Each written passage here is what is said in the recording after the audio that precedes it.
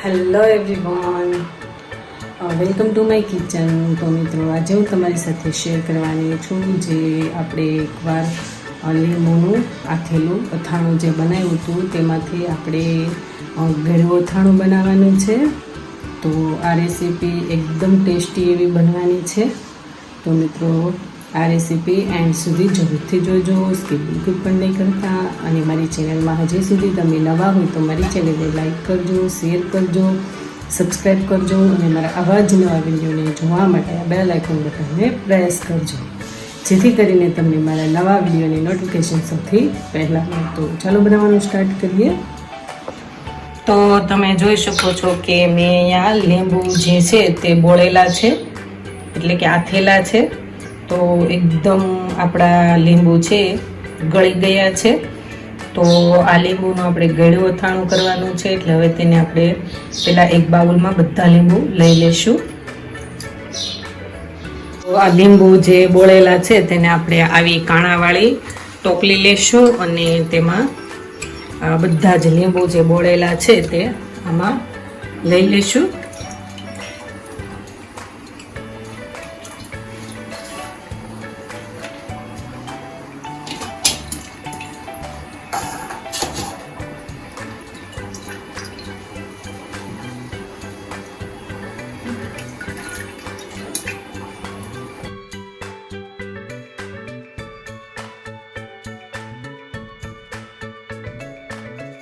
તો આ રીતના આપણે એને 5 મિનિટથી 10 મિનિટ સુધી નીતરવા દેશું, જેથી જેટલું પાણી છે તે નીચે ઉતરી જાય. તો હવે આપણે એક કોટનનું કપડું લેશું અને આ રીતના આપણે નીચે કે ખાટલા ઉપર કે ગમે ત્યાં આ રીતના સૂકવવાનું છે તડકે. આપણે લીંબુને આ 4 ભાગ કરેલા છે એવી શીરું કરીશું અને તડકે સૂકવવા.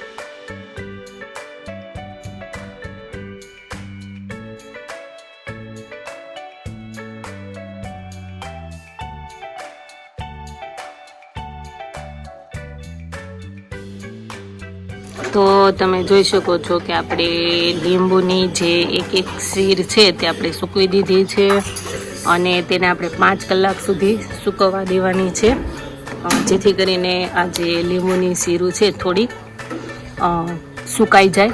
પછી તેનું આપણે અથાણું બનાવીશું. તો તમે જોઈ શકો છો કે આપણી જે લીંબુની જે શીરું છે તે એકદમ થોડીક એવી સુકાઈ ગઈ છે. તો તેને હવે આપણે એક બાઉલમાં લઈ લેશું. આ રીતના ત્યાંના રોવે.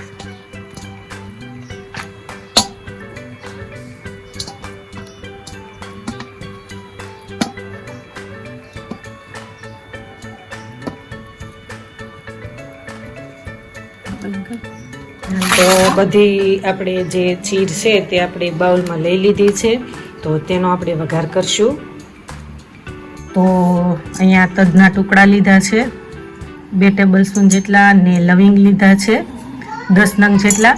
તો તેને આપણે ખાયણીમાં નાખી અને તેનો આપણે ભૂકો કરી લઈશું.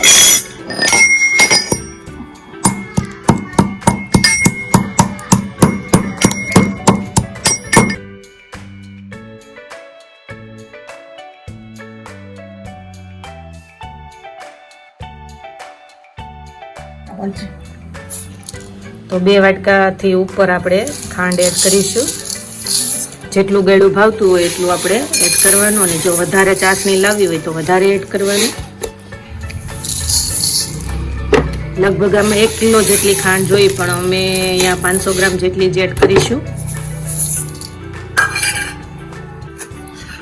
તો ચટણી પાવડર એડ કરીશું.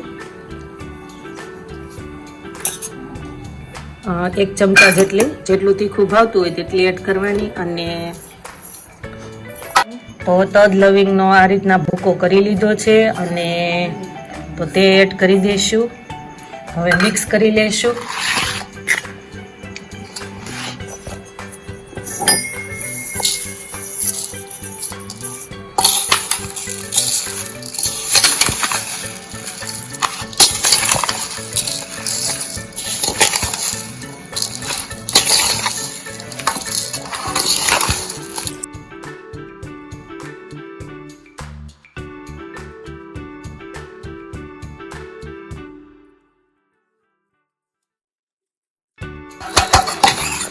તો તમે જોઈ શકો છો કે આપણું મિક્સ થઈ ગયું છે, તો તેને હવે આપણે 1 કલાક સુધી રહેવા દઈશું. પછી તેને આપણે એક બાઉલ કે પછી એક બરણીમાં ભરી લઈશું.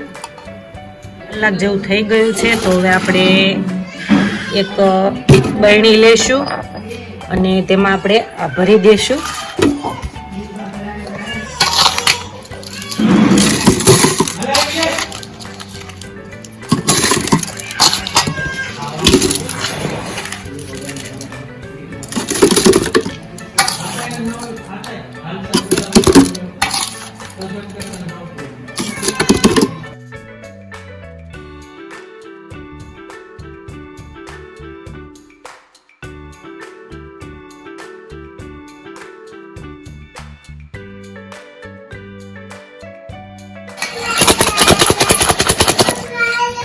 તો હવે બીજા ડબલામાં આપણે ભરી લઈશું. આવી બરણી જેવું હોય તેમાં.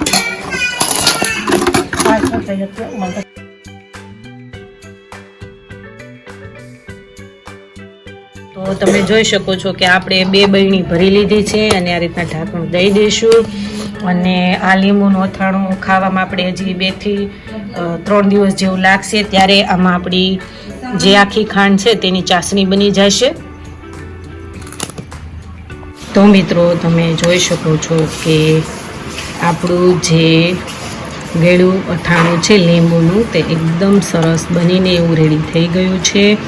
અને આને ગળતા લગભગ 1 મહિના જેવું થઈ ગયું છે. અને આપણે ખાંડનો જે રસો છે તે પણ એકદમ સરસ બની ગયો છે.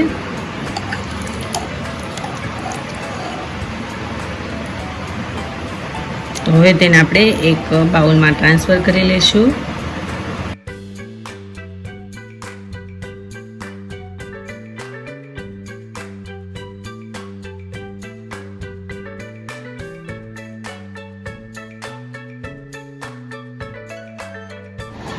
તો મિત્રો તમે જોઈ શકો છો કે આપણું લીંબુનું અથાણું જે છે તે બનીને રેડી થઈ ગયું છે. તો આ રેસીપી ઘરે બનાવવાની જરૂર ટ્રાય કરજો. ખૂબ જ ટેસ્ટી અને સ્વાદિષ્ટ એવી લાગશે. અને મિત્રો હવે આપણે નવા વિડીયો સાથે ફરી મળીશું. Thank you for watching.